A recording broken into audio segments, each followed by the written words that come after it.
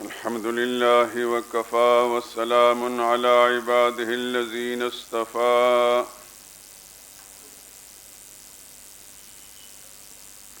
خصوصا على سيد الرسل وخاتم الأنبياء وعلى آله المجتبى وأصحابه الأتقياء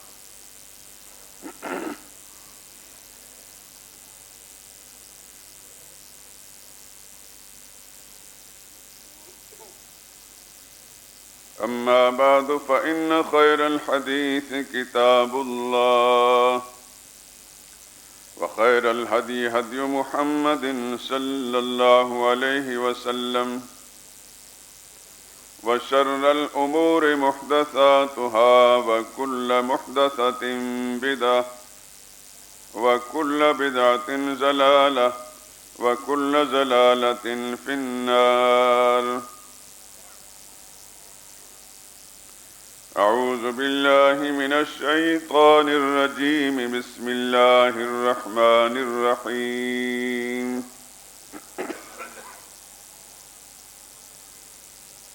وما أرسلنا من رسول إلا ليطاع بإذن الله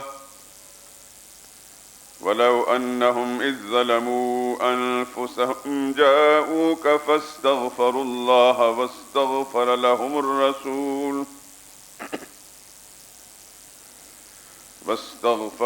الرسول لوجدوا الله توابا رحيما. فلا وربك لا يؤمنون حتى يحكموك فيما شجر بينهم ثم لا يجدوا في أنفسهم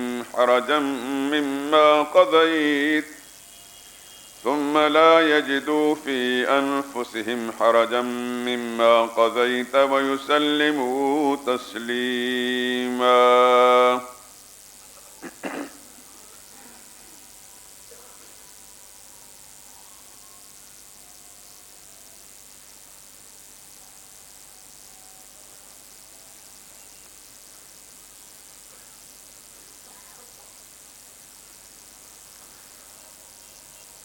اور ہم نے جو رسول بھیجا ہے اس لیے بھیجا ہے کہ اللہ کے حکم کے مطابق اس کی بات مانی جائے، اور یہ لوگ جب اپنے حق میں ظلم کر بیٹھے تھے، اے پیغمبر اگر آپ کے پاس آتے اور اللہ سے بخشش مانگتے اور اللہ کا رسول بھی ان کے لیے بخشش طلب کرتے تو اللہ کو معاف کرنے والا اور مہربان پاتے۔ تمہارے رب کی قسم، یہ لوگ جب تک اپنے جھگڑوں میں آپ کو منصف نہ بنا لیں، پھر جو فیصلہ آپ کر دیں اس سے اپنے دل میں تنگی نہ لائیں، بلکہ اس کو خوشی سے مان لیں، تب تک ایماندار نہیں ہو سکتے۔ سبحان ربک رب العزت عما یصفون وسلام علی المرسلین والحمد للہ رب العالمین۔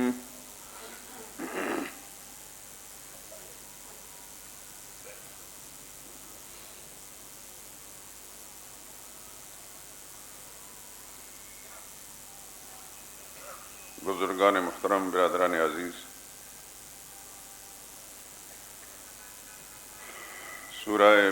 سورہ نساء کی 2 آیات کریمہ آیت نمبر 64 اور 65 تلاوت کی ہیں۔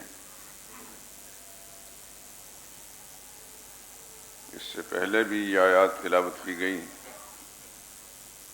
اور پچھلے اور اس سے پچھلے جمعے میں ان آیات کریمہ سے متعلق کچھ معروضات پیش ہوئیں۔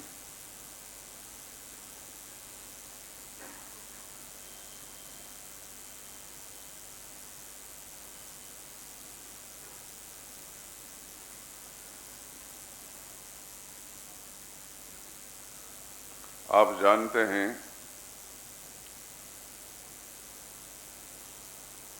کہ کسی بھی شخص کے لیے دائرہ اسلام میں آنے کے لیے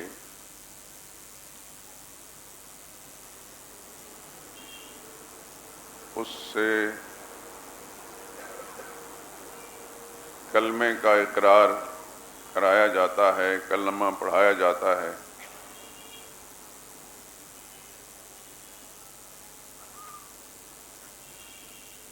اور اس کلمے کے ذریعے ہی گویا پورے اسلام کی تفصیلات کو وہ ماننے کا اقرار کر لیتا ہے۔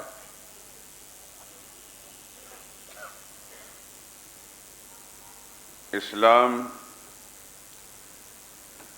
یہ کلمے کا جو بول ہے، لا الہ الا اللہ محمد الرسول اللہ، اس بول کا نام اسلام نہیں ہے، یہ ایک اجمالی دستاویز ہے پورے نظام اسلام کی۔ لا الہ الا اللہ یہ اجمال ہے اس بات کا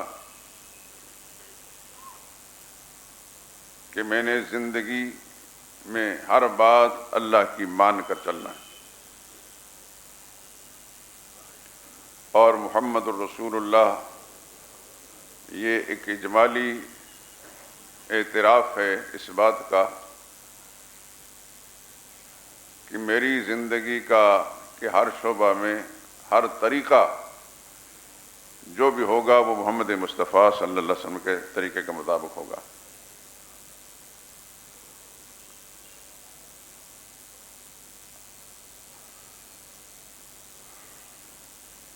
ظاہر ہے کہ میں نے اور آپ نے اور دنیا کے کسی بھی انسان نے اللہ کی ذات کو نہیں دیکھا،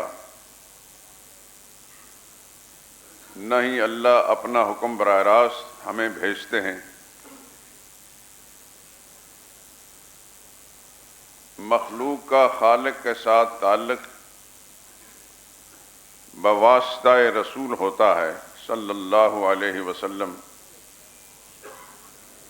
اللہ اپنے فیصلے، اپنے حکم، اپنے احکام نبی پر بھیجتے ہیں، اور نبی اپنی زبان مبارک سے امت تک وہ بات پہنچاتے ہیں۔ یوں خالق اور مخلوق کا رابطہ ہو جاتا ہے۔ گویا رسول واسطہ ہیں اللہ کی مخلوق اور اللہ کے درمیان۔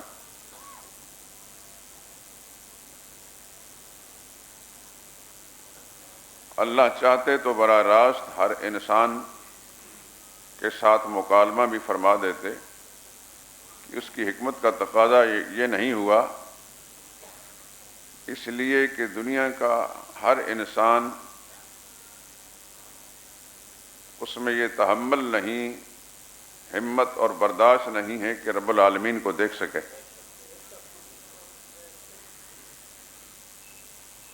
اس دنیا کی زندگی میں رہتے ہوئے، اس دھرتی پر رہتے ہوئے عام انسان تو درکنار، اگر اللہ کا کوئی عظیم پیغمبر بھی ہے، وہ بھی اگر اللہ کا دیدار اور زیارت کرنے کا مطالبہ کرتا ہے تو اللہ تعالیٰ کی طرف سے جواب یہ ملتا ہے، لن ترانی، آپ مجھے نہیں دیکھ سکیں گے۔ جیسا کہ سیدنا موسیٰ علیہ السلام کے بارے میں قرآن کریم سورہ اعراف میں آتا ہے، سیدنا موسیٰ علیہ السلام نے فرمایا، رب ارنی انظر الیک، یا اللہ میں آپ کی زیارت کرنا چاہتا ہوں، مجھے اپنی زیارت کرائیے۔ رب العالمین نے جواب میں فرمایا، لن ترانی، آپ نہیں دیکھ سکیں گے۔ آپ یہ غور فرمائیں کہ وہ عظیم پیغمبر جو اللہ کا ہم کلام ہوتا ہے اور اپنے کانوں سے اللہ کے کلام کو سنتا ہے،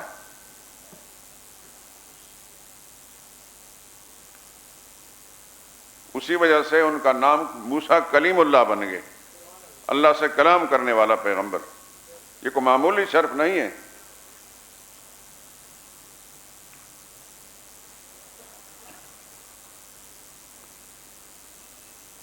طور پہاڑ پر اللہ سے ہم کلام ہوئے۔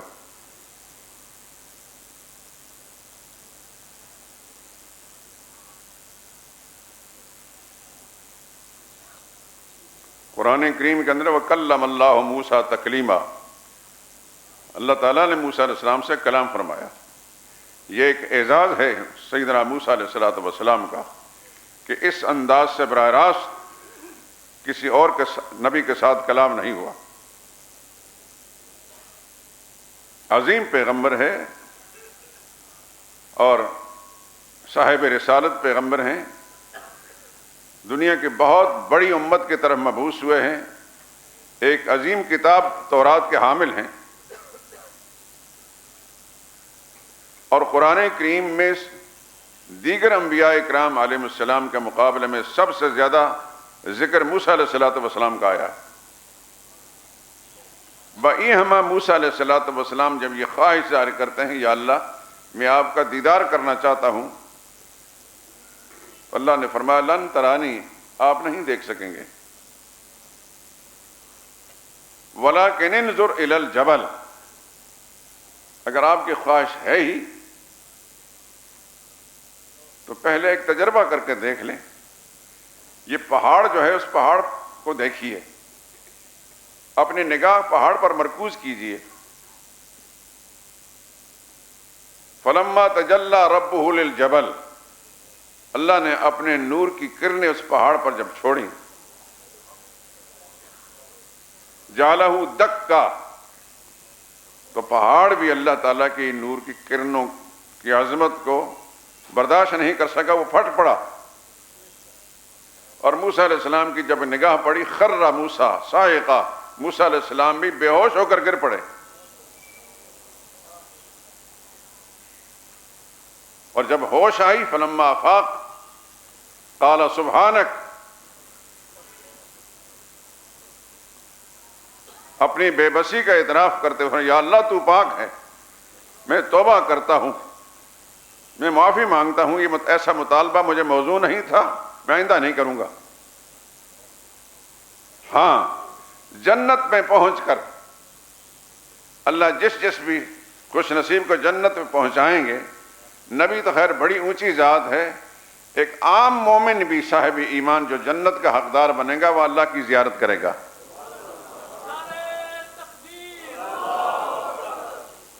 قرآن کریم کے اندر یہ بات ہی موجود ہے، وجوہ یومئذ ناظرۃ الی ربہا ناظرہ، بہت سے چہرے اس وقت تر و تازہ ہوں گے، اپنے رب کو دیکھ رہے ہوں گے۔ اور اس دنیا کے اندر اللہ نے فرمایا لا تدرکہ الابصار، دنیا کے کوئی آنکھ اللہ کا ادراک نہیں کر سکتی، وہ یدرک الابصار، وہ ساری کائنات کو دیکھتا ہے۔ اس لیے عام انسان اللہ سے ہم کلام ہونے کا متحمل نہیں ہو سکتا۔ رب العالمین نے اپنی حکمت کاملہ کے تحت یہ فیصلہ کیا کہ انسانوں ہی میں سے اللہ نے کچھ انسان منتخب فرمائے جنہیں ہم نبی اور رسول کہتے ہیں۔ اللہ ان کے ساتھ بواسطہ جبریل کلام کرتے ہیں یا پیغام دیتے ہیں،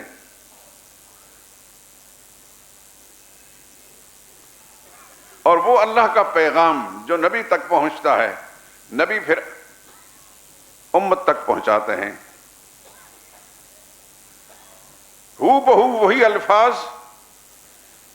جو جبریل امین کے واسطے سے محمد مصطفیٰ صلی اللہ علیہ وسلم اللہ کا کلام پہنچا، وہ ہمارے سامنے قرآن کی شکل موجود ہے، اس کی ایک زیر زبر ایک شوشہ بھی تبدیل نہیں ہوا۔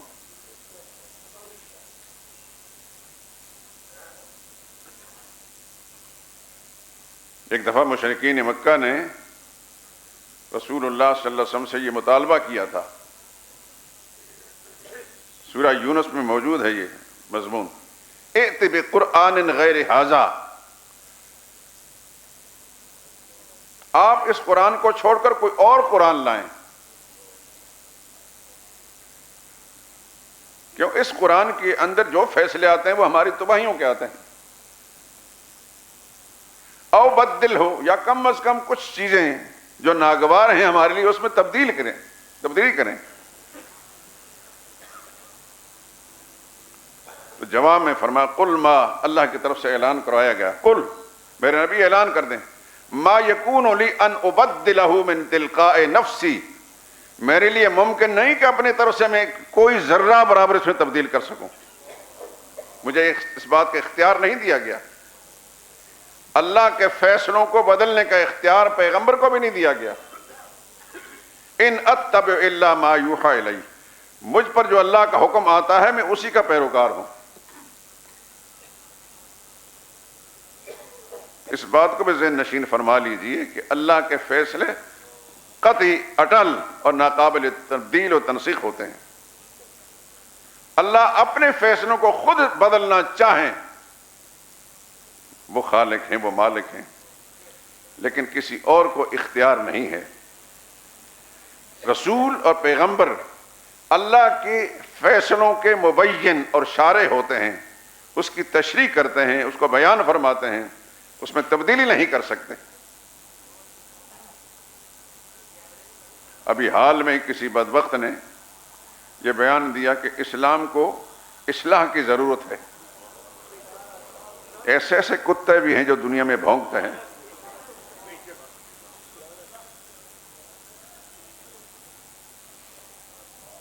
آپ کے ملک کے اندر ایسی جنس کی کوئی کمی نہیں ہے۔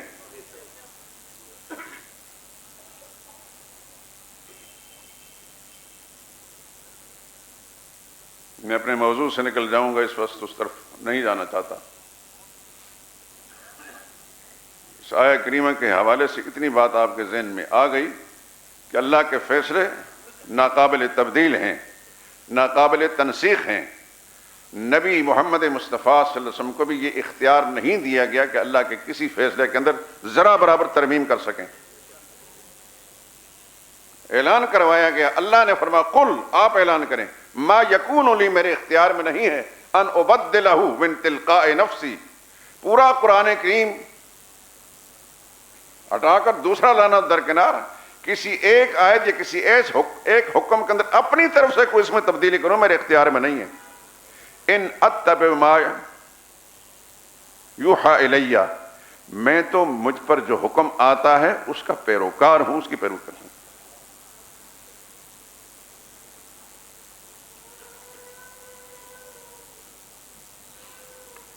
تو عام انسانوں کے لیے تو تحمل نہیں تھا، اس واسطے اللہ تعالیٰ کا منشا یہ ہوا کہ اپنی مرضی اور اپنے فیصلے اس مخلوق تک پہنچانے کے لیے مخلوق میں سے کچھ لوگوں کا انتخاب کیا۔ اور یاد رکھیے کہ یہ بھی اللہ ہی کا انتخاب تھا۔ نبی اللہ کا منتخب کردہ بندہ ہوتا ہے۔ کوئی شخص اپنی محنت سے، مشقت سے، عبادت سے، ریاضت سے نبی نہیں بن سکتا۔ اور جب بھی دنیا میں کسی نے ایسی کوشش کی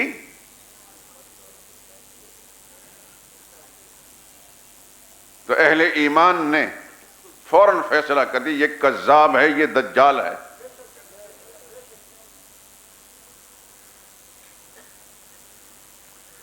رسول اللہ صلی اللہ علیہ وسلم کے زمانے میں ایک پیدا ہوا تھا مسیلمہ کذاب۔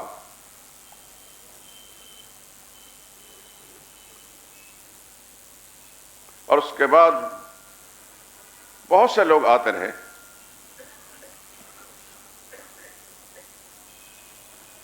لیکن امت نے بر وقت فیصلہ کیا۔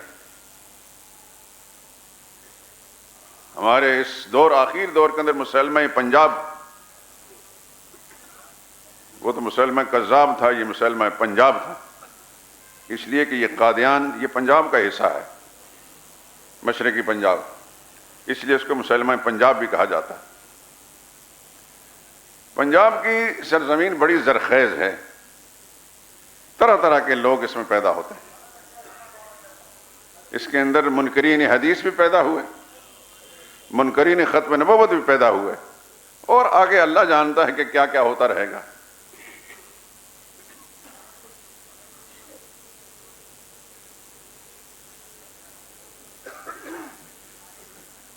تو نبی کے ذریعے سے یہ بات امت تک پہنچائے گی کہ ایک اجمال ہے اور ایک تفصیل ہے۔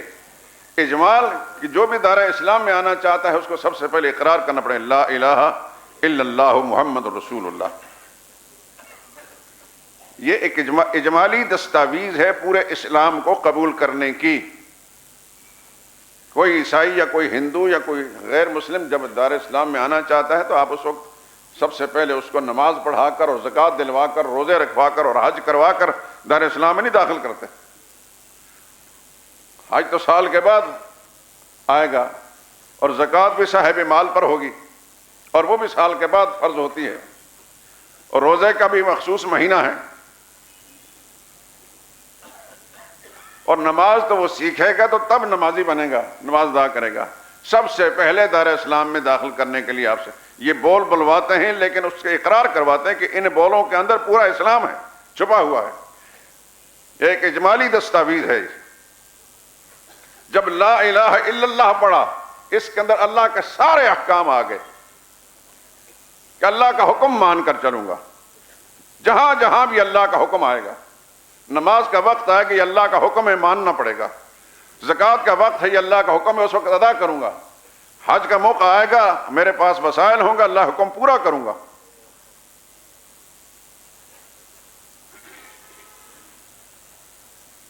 اس طرح محمد رسول اللہ جب پڑھتا ہے تو اس میں وہ اقرار کر دیتا ہے اجمالاً کہ محمد مصطفیٰ صلی اللہ علیہ وسلم مبعوث ہو کر جو کچھ انہوں نے اللہ کا پیغام اپنی زبان مبارک سے اس کی تشریح اور تفصیل بیان فرمائی ہے, جو میری زندگی سے متعلق ہے, اس پورے کو بلا کم و کاست تسلیم کروں گا.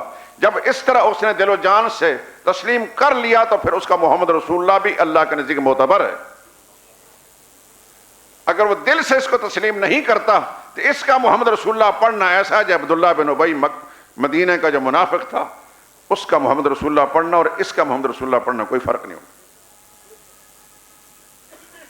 پوری شرح صدر کے ساتھ, پوری بشاشت قلبی کے ساتھ, پوری محبت اور عقیدت کے ساتھ کہ جو کچھ محمد مصطفیٰ نے پیش کیا ہے اس سب کو بلا کم و کاست دل و جان سے تسلیم کرتا ہوں.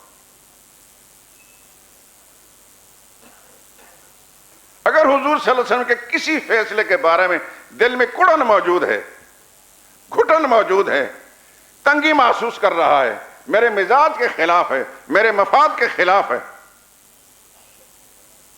تو قرآن کی یہ آیت جو آیت نمبر 65 ہے, گھر جا کر دیکھ لینا, بار بار پڑھ لینا. فلا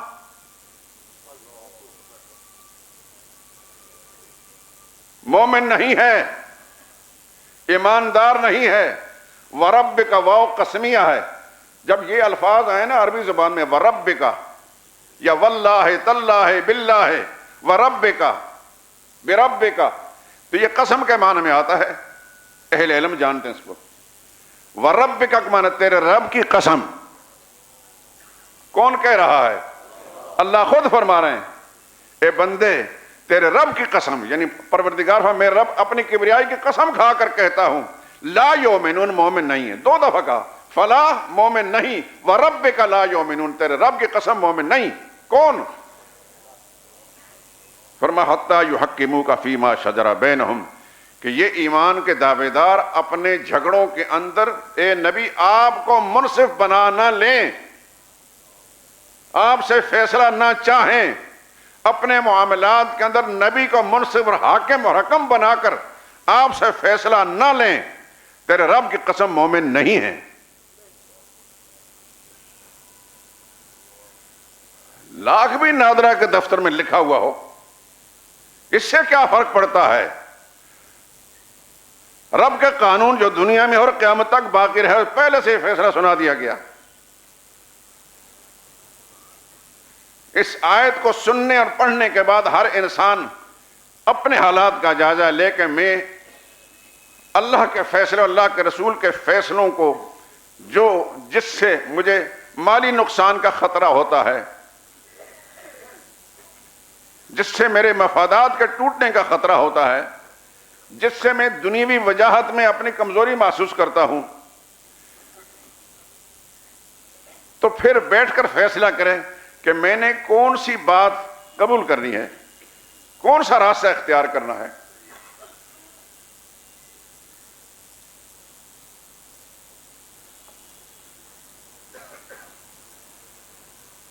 اگر کسی انسان کے دل میں شریعت کے کسی بھی فیصلے, بشرط ایک فیصلہ شریعت کا ہو, میری بات کو دھیان سے سننا. میں پہلے بھی عرض کر چکا ہوں کہ یہ کوئی مجلس واعظ کم ہوتی ہے، یہ درس و تدریس کی اس کو مجلس سمجھیے. اگر کسی شخص کی یہ سوچ ہو کہ شریعت کا مسلمہ فیصلہ جو قرآن میں موجود ہے، مسلمہ کا معنی ہوتا ہے جو تسلیم شدہ ہے، اس میں کوئی شک اور شبہ کی گنجائش نہیں، یا صحیح حدیث سے ثابت ہے جس پر امت کا اجماع ہو چکا ہے کہ یہ شریعت کا فیصلہ ہے، وہ فیصلہ اگر اس قسم کا فیصلہ میرے خلاف آتا ہے اور اس فیصلے کے ذریعے سے مجھے اپنا مفاد ٹوٹتا نظر آتا ہے، یہ مالی تاوان اس سے مجھے برداشت کرنا پڑتا ہے، یا میری انا میں فرق پڑتا ہے،